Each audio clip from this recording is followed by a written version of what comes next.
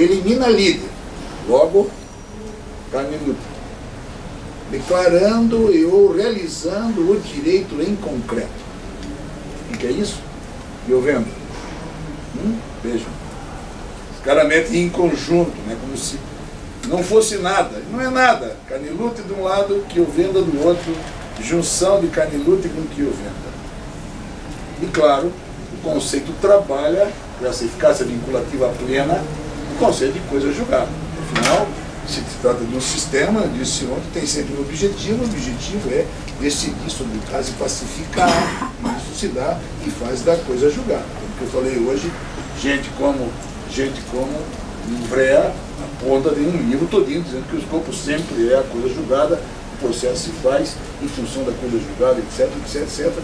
Não quero entrar nesse detalhe. Aqui está. Veja como é interessante. Aqui está. De um lado, Canilute, do outro lado, Piovenda.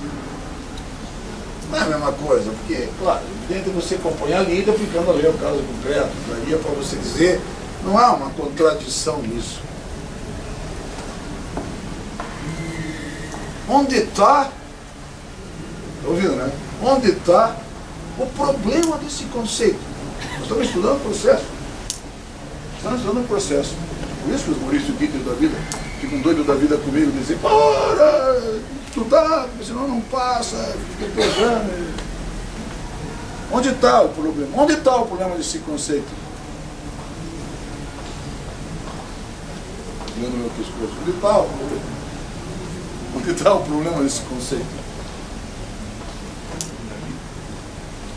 Não. Onde está o problema desse conceito? Vamos, professores. Vamos, Bertie. Ô, Bertie, onde está o problema desse conceito? Nós estamos estudando o processo juntos. Não se preocupe, a mim não diz muita coisa isso, porque eu sei que é assim. Onde está o esforço? Por que é necessário fazer isso? Qual é o problema desse conceito? Esse conceito tem um problema. Ou seja, veja, eu disse, os grandes processualistas do Brasil, é o Estado inteiro que está apoiado no ensinamento desses caras. Esses caras pensando a coisa. Nada contra eles, eu acabei de dizer a reverência que tenho por eles, porque reverência pelo Galeno Lacerda, um cautelar como ele, enfim, era um gênio, eu conheci pessoalmente, eu gostava dele. Onde está o problema? Pode não ter a Lídia. Veja. Veja. Onde está o problema?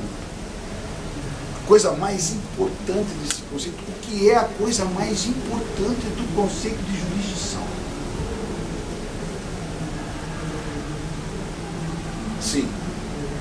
É importante no conceito de jurisdição que ele resolva, componha, elimine, lide? É. Jurisdição, dependendo do ponto de vista que você olha, é importante. É importante que a jurisdição aplique a lei ao caso concreto. No caso concreto, a administração também aplica, você também aplica. Salvo a aplicação da lei, como salvo a resolução da lide, dizendo que tem instabilidade. Portanto, coisa julgada é alguma coisa que só se dá algumas decisões eminentemente jurisdicionais. O Canilute não finca aí, justo, a função jurisdicional, a função processual, como você hereditário. Ora, mas isso eu faço e você faz. Cacete, mas então onde é que está? Onde é que está o problema? Onde é que isso frauda aquilo que verdadeiramente importa no conceito de jurisdição? Dá no âmbito do processo. O que está faltando aí?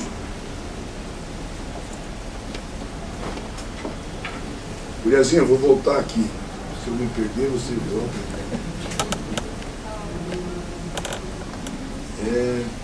Desapia, né? Giandomene. Franco, Giandomene. Lá, jurisdição.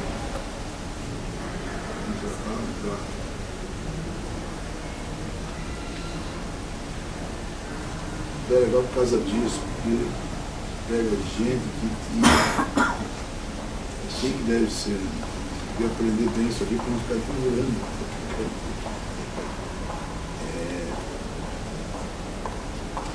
Cria numa desse aqui.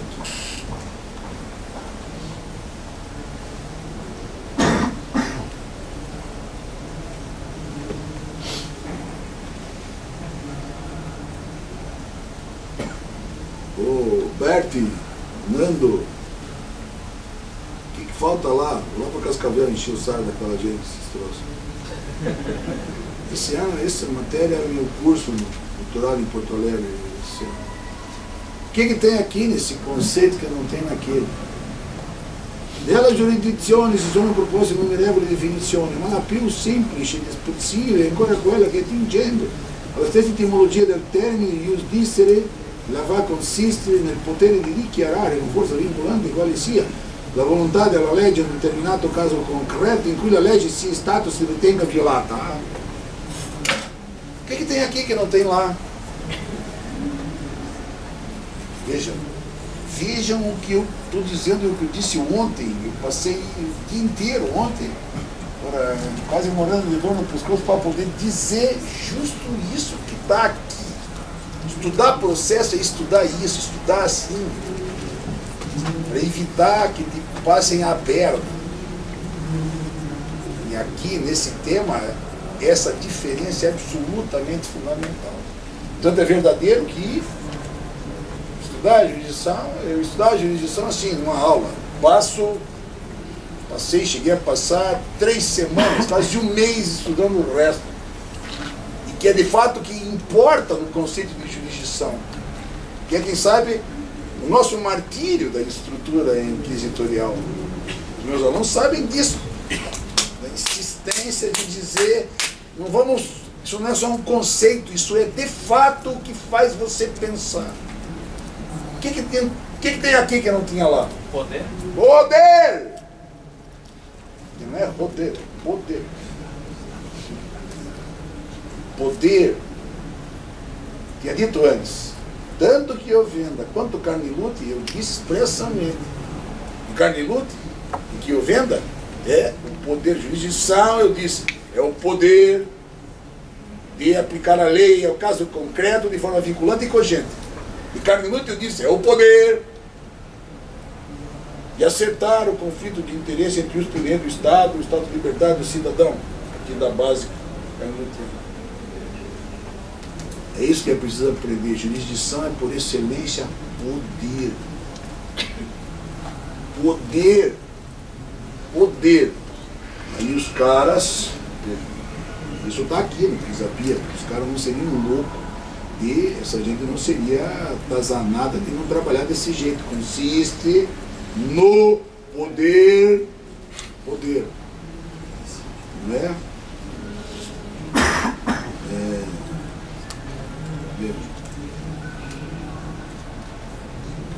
Só para...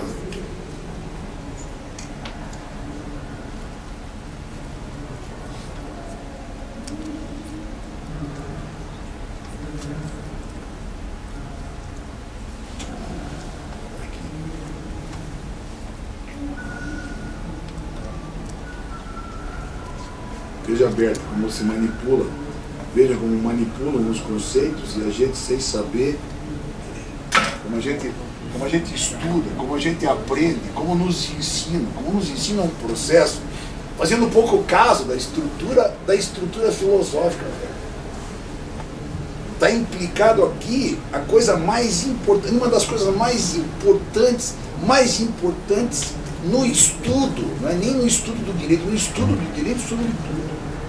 Veja, o cara muda, o cara tira poder e diz, é a atividade pela qual o Estado. É como se o Estado tivesse uma atividade, como a atividade do limpador de calçada. Como é que chama, não é? Gari. Gari também tem uma atividade. Né? Tem uma diferença entre o que faz o gari e o que faz o juiz. Vou ser sincero, tem. Aí é que está o ponto. Essa hora, quem estuda, vejam como você inverte todo o polo do estudo de uma teoria com uma teoria do processo. Veja por que é necessário pensar assim para poder dizer. Não é necessário ensinar os alunos, parar aqui e dizer, vamos estudar outra coisa, que nós precisamos parar e estudar o que de fato importa, porque para nós o que importa, de fato, todos os advogados, defensores, todos os advogados aqui vivem com uma espada na cabeça. Essa espada é determinada por um lugar que alguém ocupa, justo porque tem uma coisa, poder. E aí é que vem, e aí é que começa. Porque uma das coisas que tem, e um curso de processo deve ser assim, que se trabalhe, comece trabalhando conceitos fundamentais, que são conceitos que não são propriamente nossos. São conceitos que você vai ter lá na base, ou seja, que devia ser dado lá pelo professor de introdução, lá pelo professor de teoria do direito, lá pelo professor de filosofia do direito. Isso não é uma perfumaria. Isso de fato é o que funda você. Como é que você dá? Por isso que eu disse, meus alunos ficavam enchendo o saco, alguns, de que eu ensinava filosofia. Não ensino filosofia porque eu dou aula de poder. A questão do poder é uma questão tão relevante que, apesar de todas as discussões, a par de todas as discussões, já vamos rapidamente falar um pouco disso, a par de todas as discussões, ninguém desconhece o que significa o fato de que, a par de todas as discussões, hoje ninguém duvida que há uma verdadeira microfísica do poder, que Foucault tinha razão. Não tem diabo de relação onde essa porra não esteja metida. Isso significa dizer o quê? Pensar em Foucault é pensar no poder. Tudo é a relação, velho. É o cara no trabalho que vem para casa com a mulher, vai acabar lá na formiga, que o gato pisa em cima, depois de levar a lambada do cachorro. Ou seja, em que pese você tenha estruturadas as relações e elas possam e devam ser medidas pelo lugar que o poder ocupa aí, o que Foucault faz é tirar daquela visão, da visão antiga que se tinha, de que isso era alguma coisa que se detectava só ali ou aqui, para enfiar em qualquer relação, que significa dizer, é tão relevante isso que não tem nenhuma tese que se vá fazer, não tem nenhuma dissertação que se vá fazer, que se não vá passar por esse lugar que é o lugar do poder. Aí os caras de brincadeira tiram do conceito mais relevante, dos conceitos mais relevantes de toda a estrutura do direito processual. Basta que você tenha ido numa audiência e tenha levado um pisoteio para você entender o que significa o poder, para você aprender aquilo. Como você faz para tratar com ele? Como você faz para tratar com ele? Mas antes de tudo, velho, é assim, ó. Tu precisa pensar bem em quem foi teu professor de introdução para mandar ele a merda quando encontrar. Se ele não ensinou isso, quer dizer, é imprescindível que você monte uma escola, que você tenha uma escola onde o cara ensine para você os conceitos fundamentais.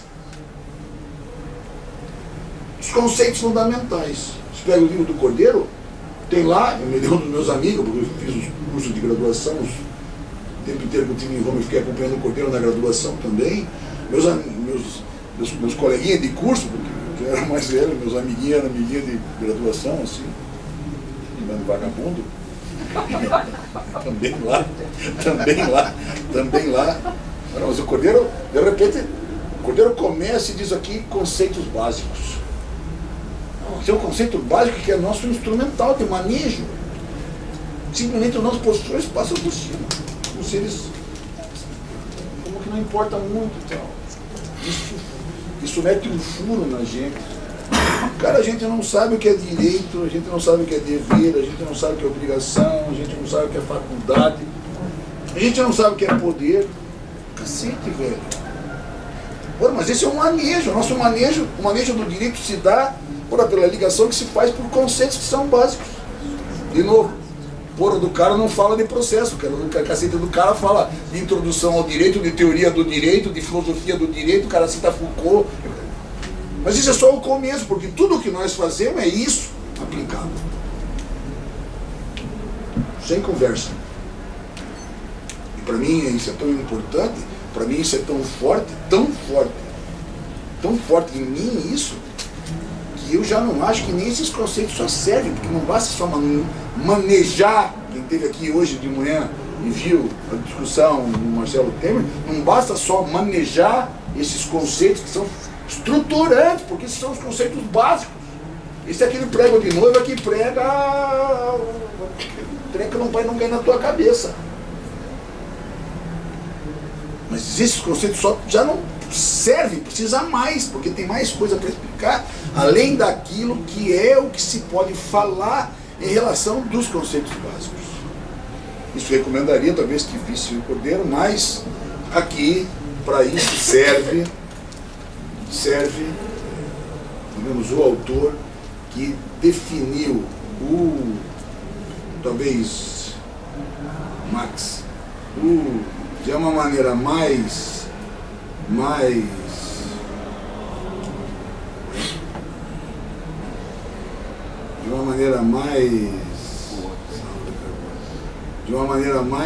eficaz esse conceito, ou seja, o conceito de poder. Você pergunta o que é poder. A gente começar a discutir, começar a brincar com isso.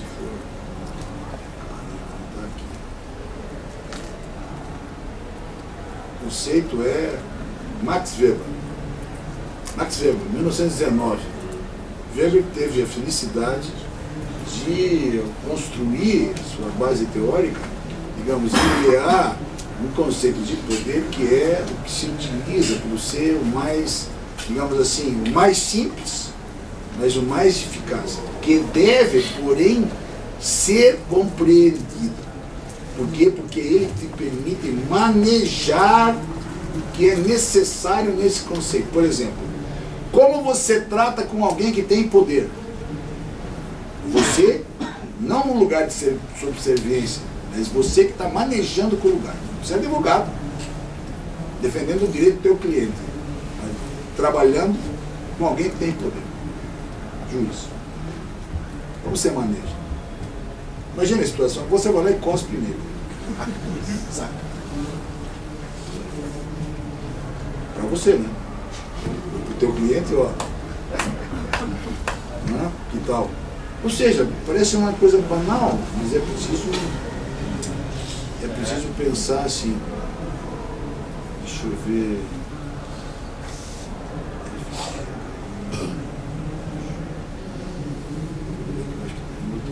Como é que eu faço para mudar aqui? Não sei.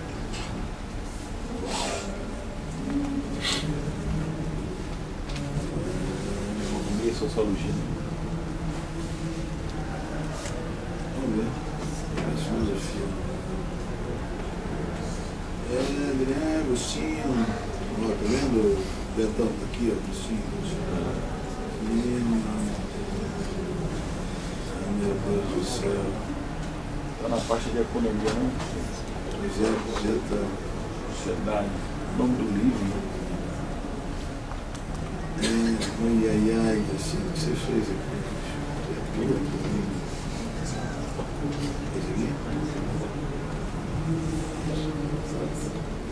Vamos ver. Onde que vocês acham que pode estar? Max Weber. Economia e sociedade, eu acho. Pesquisa aqui. Aqui. Na lupinha, né? Aqui. Weber. Ah, garoto! Garoto! Velho, uma menina sofrendo lá, economia, sociedade, união, veja, tudo básico, né? União, instituição, blá blá blá, blá blá blá, blá blá blá. Poder. Estão vendo aí? O conceito de poder sociologicamente é amorfo, mas ele diz: poder significa toda a probabilidade de impor a própria vontade numa relação social, mesmo contra resistências, seja qual for o fundamento dessa probabilidade. A dominação é a probabilidade, vontade da obediência, etc. Disciplina é a probabilidade de encontrar conceito de poder. Em suma, o que ele diz que é poder? O que é poder? Veja, a possibilidade, traduzindo isso, a possibilidade de você impor a tua vontade numa relação a outra, mesmo contra a vontade dele. Por isso que o Marcelo usa não tive tempo de discutir isso. Marcelo usa como base da tese dele, vejam como é isso que eu acabei de falar a partir do Weber, como é que ele usa como epígrafe aqui para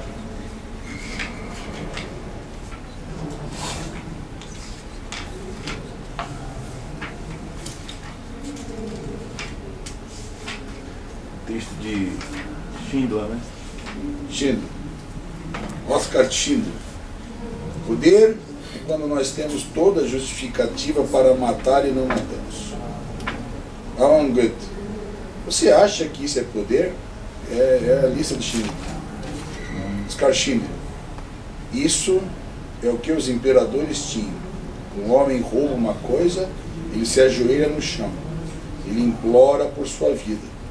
Ele não sabe que ele vai morrer. O imperador perdoa ele. Este homem sem valor, ele deixa ele ir. Alan Goethe. Eu acho que você está bêbado. Oscar Schindler. Isso é poder, Armand. Isso é poder. Ou seja, está vendo? A base é essa. Cada vez que se discute esse lugar, isso é um lugar, né? Cada vez que se discute nesse lugar, é justo esse lugar que trata. Ou seja, esse lugar, né, impor a própria vontade numa relação social, mesmo contra a vontade de a quem você impõe. Não é? Por isso que as mulheres mandam. Elas impõem a vontade dele mesmo contra a tua vontade. Você resiste, contra resistências. Você resiste, mas aí você vê quem é que de fato manda. Porque o poder se manifesta na resistência. Por isso que não há relação de poder sem falta de resistência. Não tem. É disso que se trata. É disso que se trata. Mas eu queria mostrar uma outra coisa que vale a pena pensar a partir daqui e que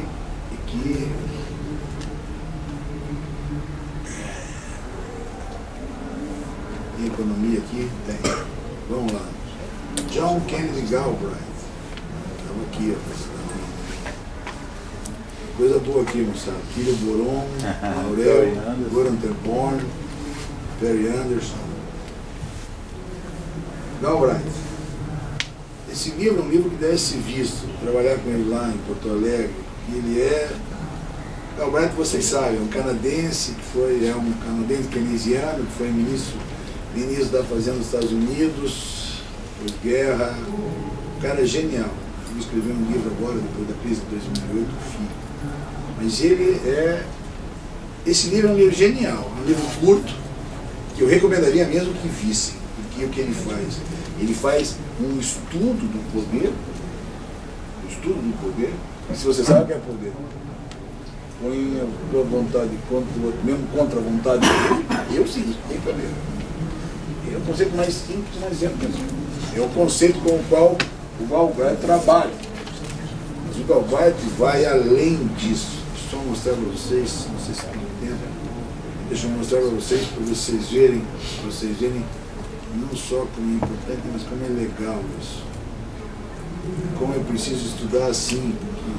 Cara, isso é alguma coisa que faz de um curso qualquer uma pós-graduação. Eu sou de São Paulo. Livro.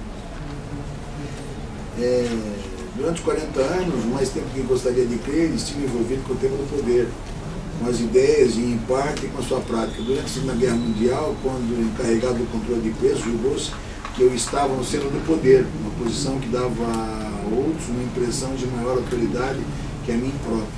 Outras vezes, em outros cargos, estive na mesma situação, situado para observar do que para exercer influência.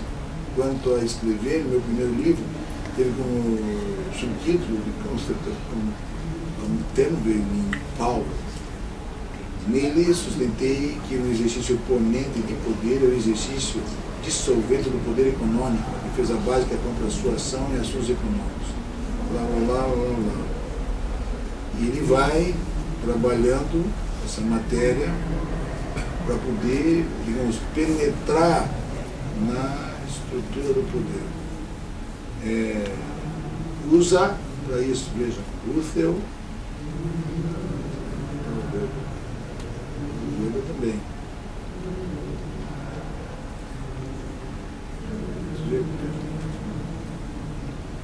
Blá, blá, blá, as referências continuam. Os Estados Unidos é um vasto e importante país, a União Soviética também é a União Soviética. Mas é o seu poder que chama a atenção geral. Eles são as grandes potências, as superpotências. A Grã-Bretanha, também é uma grande potência, já não é poderosa. Todos sabem que nos últimos tempos, os Estados Unidos vêm perdendo parte do seu poder industrial para a Alemanha e Japão. Ninguém pensa em pedir maior explicação sobre essas e miríades de outras referências ao poder. Por assim, por mais diversamente que a palavra seja usada, supõe que o leitor ou o saiba o que ela significa. E a maioria, sem dúvida, sabe. Até certo ponto. Max Weber, sociólogo e cientista político alemão, 1864 1920, embora profundamente fascinado pela complexidade do tema, satisfez com uma definição próxima à compreensão cotidiana do poder, a possibilidade de alguém impor a sua vontade sobre o comportamento de outras pessoas. Esta é quase certamente a noção mais comum. Alguém ou algum grupo está impondo a sua vontade, o seu objetivo ou objetivo a outros, inclusive os que se mostram relutantes ou ao contrário. Bom, deixa eu andar, porque ele vai estudar isso para mostrar como é que seria necessário verificar o que se passa com o poder. E por isso ele subdivide para mostrar, digamos, três formas de poder a serem analisadas.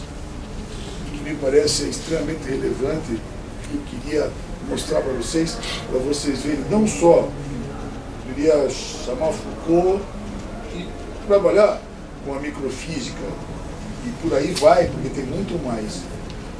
Um autor fora do circuito, porque não é alguém que vai tratar com biopolíticos, não é disso que se trata. O que está metido nas micro-relações, em todas as relações, isso parece discutível, por isso que Foucault ganhou tanto espaço. Mas vejam quanto interessante é o fato do que o próprio Galbraith, John Kennedy Galbraith, diz aí a respeito do poder e quanto vale a pena trabalhar para, entre outras coisas, mas talvez principalmente saber como lidar com o poder. Então, uma coisa parece básica daquilo que eu falei. Se você cuspir no cara, meu amigo, é quase certo que vem cuspir. Quase certo que vem. Isso é uma metáfora também, né? Quer dizer que se você vai lá e chuta o cara, ele te chuta. Trata ele mal, ele te trata mal. Já que trata mal mesmo que você não faça, vê com o poder na mão o cara faz, mas nessa circunstância não. Aqui está a primeira coisa. Fica apavorado quando pega a petição dos caras xingando o juiz. Você pode fazer um negócio ali, mas se você fizer, o que isso mostra? E você não sabe o que está lá como o poder do outro lado, quer dizer, do manejo, porque você como instrumento do interesse de um direito que não é teu, mas é do teu cliente, o mínimo que você precisa ter como grandeza profissional é saber como manejar o troço. Não você ia dar aula de processo e ensina um aluno do que ele vai lá, tem que dar lá, dá para dar porrada, que pode ser assim. Agora veja como funciona, e veja como o Galbraith faz aqui. Deixa eu só muito rapidamente dizer, para vocês poderem ir depois dar uma olhada nisso. Ele divide com três bases com a qual ele analisa o poder. O poder condigno, o poder compensatório, antes de tudo, e o poder condicionante. Né? A característica mais marcante, tanto do poder condigno quanto do poder compensatório, é a sua objetividade, a visibilidade. Aqueles que aceitam a vontade de outros estão conscientes de fazê-lo, agem em consequência de um cálculo razoavelmente deliberado de que esse é o melhor procedimento. Veja, ele está mostrando como se joga com o lugar do poder. Ou melhor, por causa da oferta, de algum específico toma lá da cá para a sua submissão. E aqueles que exercem o poder também o fazem intencionalmente. A diferença, veja, a diferença entre o poder condigno e o poder compensatório é a diferença entre a recompensa negativa, estou vendo, né? E a recompensa positiva. O poder condigno esmaga o indivíduo com algo o quê? Indivíduo com algo suficientemente doloroso física ou moralmente. O que é isso? Para fazê-lo renunciar à sua própria vontade ou preferência a fim de evitar o sofrimento. O que é isso? Basicamente. Eu vou explicar por que é condigno. Tem toda uma explicação aí por aí. Mas o que é isso basicamente? É justo o lugar que ocupa, veja, por isso que eu disse uma prestação negativa, né? Ocupa o quê? O lugar da lei. Quem tem poder condigno tem pela ameaça a pretensão de um comportamento negativo. Por isso que é negativo. Não mato, porque senão não furto, porque senão tipo há uma condignidade, segundo ele, nesse lugar. Por outro lado, o poder compensatório oferece ao indivíduo uma recompensa, ou um pagamento suficientemente vantajoso ou agradável para que renuncie à sua própria preferência e, em troca, busque a recompensa. Em linguagem menos abstrata, o poder condigno obtém submissão pela promessa ou realidade de uma punição. Poder compensatório pela promessa ou realidade de um benefício.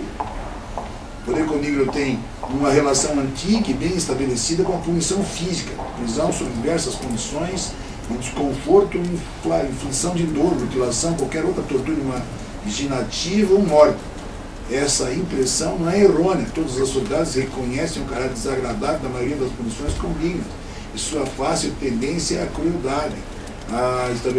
Estabelecem regras para controlar ou tentar controlar o seu uso. Nada condena tanto um país ou um sistema de governo quanto o recurso indiscriminado ao seu emprego. Entretanto, a expressão poder condigno, como usada aqui, tem uma conotação mais ampla. Estende-se ao poder exercido por qualquer forma ou ameaça de ação adversa, inclusive multa, expropriação, repressão verbal e condenação ostensiva por outros indivíduos e pela comunidade. Olha, para não me adiantar, vejo que o texto é interessante, fácil de ler, o cara escrevia de uma maneira genial. Quando ele trata da condignidade, ele trata da ameaça pela punição. Não é? Ter poder é ter na mão justo aquilo que é a ameaça pela punição.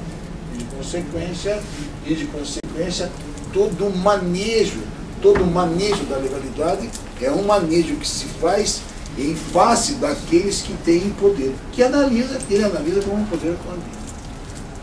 Ao contrário, o poder compensatório, estão ouvindo, né? O poder compensatório é aquele que oferece um prêmio, uma recompensa. Esse poder é um poder que você trabalha com ele principalmente em função do quê? Do trabalho.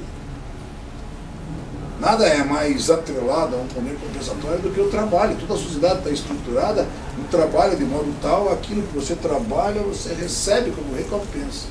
Em que pese não seja só isso. Em que pese não seja só isso.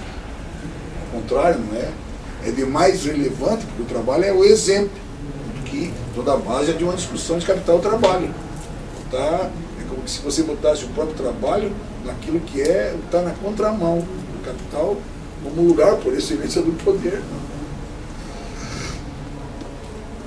Vai, a coisa vai por aí. Mas não é só aí, não é? Por que eu estou falando disso? Porque não implica, pensando na microfísica, não implica só por aquele que promete, mas implica naquele que se submete. ou naquele que adere. Por isso que isso é tão relevante. Tão relevante do ponto de vista psíquico. Eu não tenho tempo de usar lá agora, deixa eu falar assim. Né, do que adere. Como assim, professor? É fundamental. Fundamental. Por exemplo, toda a educação está fundada, basicamente, numa estrutura de poder compensatório. A palavra aqui é não. Agora, quantas vezes você vê pai e mãe para a criança dizer não, não, não, não? Ou seja, como uma forma de limitar, não é? Imaginando que com isso você força a submissão.